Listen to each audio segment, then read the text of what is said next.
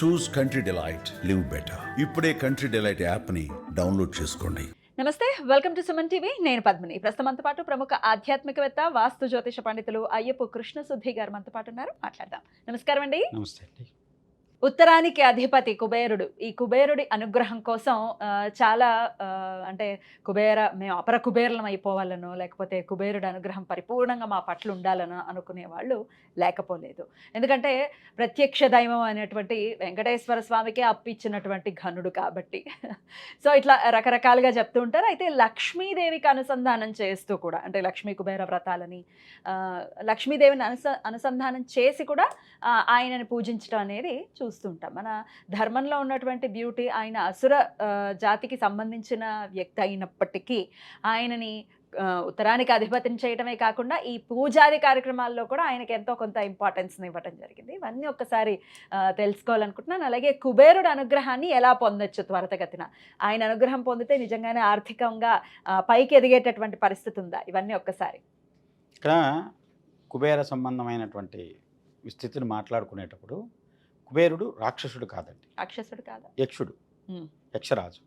ఇక్కడ ఏంటంటే రావణాసురుడికి కుబేరుడికి అన్నదమ్ములు కదా మరి. అన్నదమ్ములు అయినంత మాత్రం రాక్షసులు కాదు, బ్రహ్మవంశం. దాంతో ఏంటంటే ప్రవృత్తి ద్వారా రాక్షసులు అయ్యారు. తల్లి అక్కడ వచ్చేసరికి వేరవటంతో తల్లి రాక్షస జాతి, అక్కడ రావణాసురుడి తల్లి కైకసి. అందువల్ల వచ్చేసి రాక్షస జాతి కింద అలా వెళ్ళారు వాళ్ళు, అంతే తప్పితే కుబేరుడు రాక్షసుడు కాదు. ఈయన ప్రవృత్తిలో కూడా ఒక ఇబ్బంది ఉంది. పార్వతీదేవిని ఒక రకంగా చూశాడు కదా, ఎంతో కొంత అసురత్వం ఉంది కూడా. అలా అనుకుంటే బ్రహ్మ కూడా ఆపాదించచ్చు. శివుడికి శివపార్వతుల కళ్యాణం చేస్తూ బ్రహ్మదేవుడు ఆ కామదృష్టితో చూసిన దానివల్లే శివుడికి ఆయన కళ తన వేలుతో తీసేశాడని. గుళ్ళు లేవు కదా సార్, అందుకే తినే కానివ్వండి. అది ప్రవృత్తి. ఎందులో ఏంటంటే ఇక్కడ దేవతా సమూహంలోకి వెళ్ళినప్పుడు, యక్ష సమూహంలోకి వెళ్ళినప్పుడు వాళ్ళకు వచ్చేసరికి ఆ రకమైనటువంటి ప్రవృత్తిలోనే మనకున్నటువంటి నియమనిష్టలు సంబంధించినటువంటి కొన్ని నియమాలు వాళ్ళ విషయంలో అవి నిషిద్ధాలు కావనే చెప్పాలి. సరే, ఇక్కడ దాంట్లో అది ఇప్పుడు అప్రస్తుతం. అయితే ఇక్కడ కుబేరుడికి శివభక్తుడు ఫస్ట్. ఆయన విపరీతమైన శివారాధన చేసిన దానికి అందులో ఏంటంటే శివకు సంబంధించినటువంటి అఖండ శివారాధన అనేటువంటి వ్రతం ఉంటుంది. అది చేసిన వాడు విపరీతమైన ఐశ్వర్యాన్ని పొందగలుగుతాడు. అది కూడా ఏంటంటే బిల్వపత్రాలతో ఎవరైతే చేస్తారో, మారేడు దళాలు అంటారు కదా, దాంతో కనుక ఎవరైతే శివారాధన చేస్తారో వాళ్ళకు, అంటే బిల్వపత్రానికి ఉండేటువంటి వెనక భాగం శివలింగాన్ని తాకి ఎవరైతే అర్చన చేస్తారో, బోర్లించకూడదు బిల్వపత్రాన్ని, ఇలా వెలకిలగా దాన్ని శివలింగాన్ని మీద పెట్టాలి. అలా కనుక ఎవరైతే అర్చన చేస్తారో వాళ్ళకి అఖండ ఐశ్వర్యాన్ని ఇస్తాడు. అలానే ఒకప్పుడు కుబేరుడు కూడా శివుడిని విపరీతంగా అర్చన చేశాడు.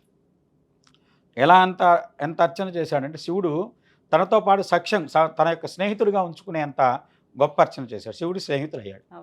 అలా స్నేహితుడై శివుడు తన దగ్గర పెట్టుకున్నాడు. అలాంటి స్థితిలో ఉన్నటువంటి కుబేరుడికి ఏంటంటే శివుడు నిధులు, నిక్షేపాలు, మణులు, మాణిక్యాలు, ఈ విధమైన మహాపద్మనిధి అని చెప్పని, తర్వాత శంఖనిధి అని చెప్పని, మకర నిధి అని చెప్పి నిధులకు పేర్లు ఉన్నాయి. ఈ నిధులన్నింటినీ కూడా ఆయన వచ్చేసేసి అధిపతిని చేశాడు పరమేశ్వరుడు. ఇక్కడ లక్ష్మీదేవి కూడా విష్ణువు మీద కోపంతో భృగ మహర్షి తన్నిన తర్వాత కోపం వచ్చేసేసి విష్ణువు వదిలి భూలోకానికి వచ్చి ఆమె భూలోకంలో తపస్సు చేసింది. మహోగ్రమైనటువంటి తపస్సు చేసింది శివుడి గురించి. తపస్సు చేస్తూ శివారాధన చేస్తూ ఒకరోజు ఆమె 1000 మామిడి పళ్ళతో శివుడిని అర్చన చేయడానికి ఏర్పాటు చేసుకుని 1000 మామిడి పళ్ళను తెచ్చిపెట్టుకుంది. 998 మామిడి పళ్ళు అయినా 2 మామిడి పళ్ళని శివుడు మాయం చేశాడు అక్కడ లేకుండా. ఆమె పూజ పూర్తి అవ్వకుండా లేవటం ఇష్టం లేక తన 2 స్థానాలను కోసి శివుడికి అర్పణ చేసింది మహాలక్ష్మి. ఆ విధంగా ఆమెకు సంపదలకు అధిపత్యం చేశాడు పరమేశ్వరుడు, ఆమె భక్తికి మెచ్చి. ఇక్కడ లక్ష్మి ఒక రకంగా చెప్పాలంటే శివుడే లక్ష్మి. అంటే మనకు అంశ అంటాం.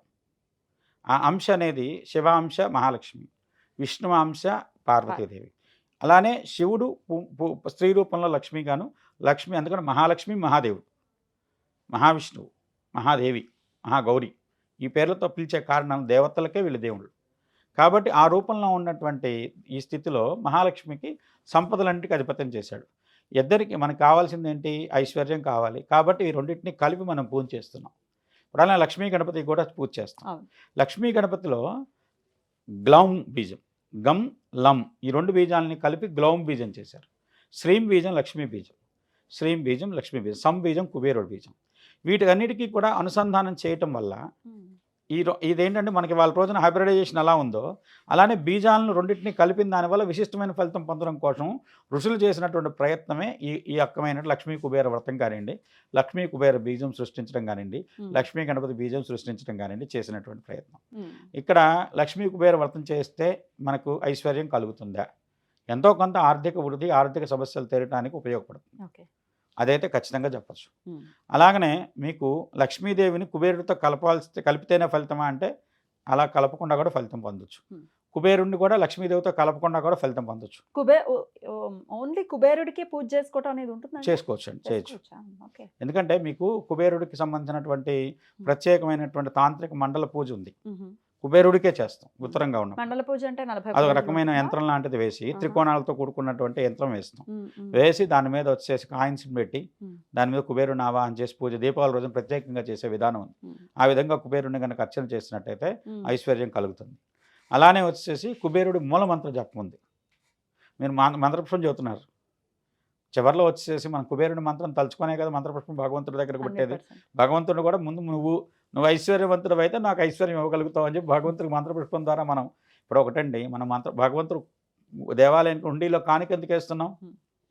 ఇవాళ వచ్చేసేసి కొన్ని చోట్ల దశమ భాగం ఖచ్చితంగా భగవంతుడికి వాళ్ళని ఎందుకు చెప్తున్నారు వాళ్ళు ధైర్యంగా అంటే నువ్వు ఒకటి ఇస్తే భగవంతుడు నీకు 10 ఇస్తాడని చెప్పడం కోసం దాంట్లో ఉన్న ఉద్దేశం. Give and take. అక్కడ మీరు భూమి ఉంది, ఒక గింజ నాటారు, ఆ గింజ కొన్ని వేల గింజలు అలాంటి వాటిని సృష్టించగలదు. పంచభూతాలైనా సరే ఒకటి ఇస్తే దాని నుంచి మనం ప్రత్యేకంగా విపరీతమైనటువంటి ఫలితాన్ని తిరిగి పొందగలుగుతాం. దాంట్లో ఉన్న ఉద్దేశం అలానే మంత్రపుష్పం భగవంతుడికి సమర్పించేది కూడా ఇప్పుడు ఎవరో మీకోసం పూజ చేస్తున్నారండి, మీ మీద అభిమానంతో చేస్తాడు, బ్రాహ్మడు అనుకోండి, లేదంటే దేవాలయంలో అర్చకుడు అనుకోండి, లేకుంటే ఇంట్లో భార్య అనుకోండి, లేదంటే సేవకుడు అనుకోండి, ఓ పూజ చేస్తున్నారు. వాళ్ళ ఉద్దేశం ఏంటి? మీరు బాగుండాలనేటువంటి ఉద్దేశంతో చేస్తారు. తెలిసిన తర్వాత అయినా నువ్వు ఆ పూజ చేసిన దానికి కృతజ్ఞతగా అతనికి ఏదన్నా నీ శక్తికి తగింది ఇవ్వగలిగితే, అతను సంతృప్తి పరచగలిగితే నువ్వు పొందే ఫలితం చాలా గొప్ప ఫలితాన్ని పొందగలుగుతావు. అతను ద్రవ్యం ఖర్చు పెట్టుకున్నాడు, అతను కష్టపడి పూజ చేశాడు, అతని ఫలితం అతనికి ఇస్తాడు భగవంతుడు.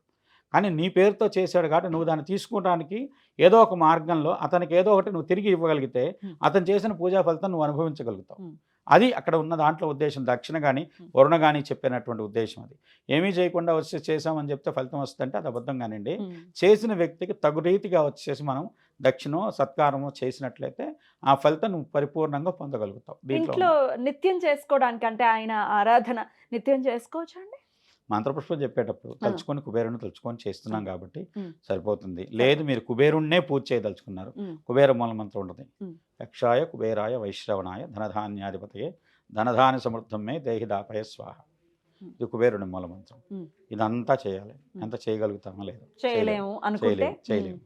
కుబేరుణ్ణి తలుచుకొని ఆయన మీద వచ్చేసి చిన్న త్రికోణం లాంటిదో లాంటి కుబేర యంత్రం లాంటిదో వేసి దాని మీద పువ్వులతోనూ కుబేరుని తలుచుకొని, లేదు ఉత్తర దిక్కున చక్కగా వచ్చేసి ఒక చిన్న ఆసనం లాంటిది వేసి దాని మీద వచ్చేసి కుబేరమూర్తిగా భావించి, కుబేరుడు వాహనం ముంగిస కూడా కుబేర మూర్తిగా భావించేసేసి ఏదైనా కలశం లాంటిదో లేదంటే చిన్న పాత్ర లాంటిదో పెట్టి దాంట్లో వాళ్ళు వచ్చేటువంటి కొన్ని ప్రత్యేకమైన రత్నాలు ఉన్నాయి. పైరేట్ అని, అవెంచరన్ అని, సిట్రిన్ అని. ఈ రత్నాలు పుష్యరాగంకు ఇంకో రూపమే సిట్రిన్. పైరైట్ శని సంబంధించిన నెగిటివిటీ పోగొట్టడం కోసం పైరైట్ ధనాన్ని ఆకర్షిస్తుంది అంటారు. అలానే అవ్వించరండి పనిలో విజయవంతమైన ఫలితాలు పొందడం కోసం అది గ్రీన్ కలర్లో ఉంటుంది. ఈ రత్నాలను పెట్టి దాని మీద సాంబ్రాణి ధూపం వేసి కుబేరుని తలుచుకున్నా కూడా మీకు యక్షులకి ధూపం ప్రాముఖ్యం ధూపంతో కూడుకున్నటువంటి పూజ యక్షులు స్వీకరిస్తారు. ఇప్పుడు మీకు ఈ మధ్య కాలంలో చాలామందికి కొన్ని విశేషమైనటువంటి వచ్చేసేసి కొన్ని పాత్రలు అంగుళ వింతని ఇరీడియం అని, ఇరీడియం గురించి వినుంటారు కదా.